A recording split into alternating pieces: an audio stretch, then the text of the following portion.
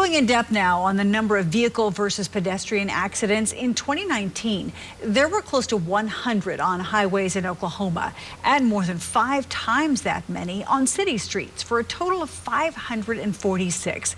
That's according to the Oklahoma Highway Safety Office. These crashes are not accidents, and we don't say that word here because we believe that all these crashes are preventable. Cody McDonald is with the Highway Safety Office. His agency tracks and analyzes crashes. Between 2015 and 2019, 83 pedestrians were killed in Tulsa County. More than half of the drivers involved in those crashes were not at fault. McDonald says many factors contribute to crashes involving vehicles and pedestrians. In 2019 in Tulsa County, Tuesdays and Fridays were the biggest days for fatality or injury pedestrian crashes. The biggest months were October and November, and the hours were between 5 and 9 p.m. He says the setting sun may be one reason for so many late afternoon and early evening crashes and impairment from being under the influence of drugs or alcohol.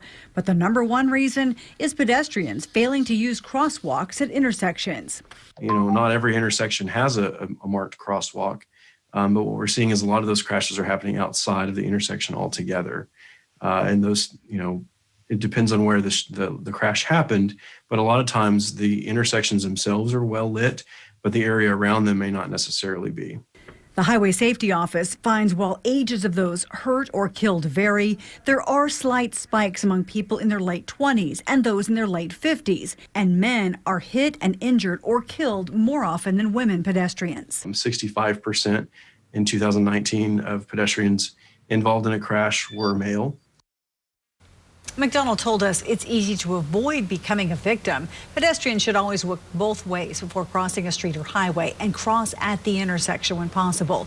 Drivers need to be on the lookout for pedestrians and slow down so you have time to react if a pedestrian steps out into the road.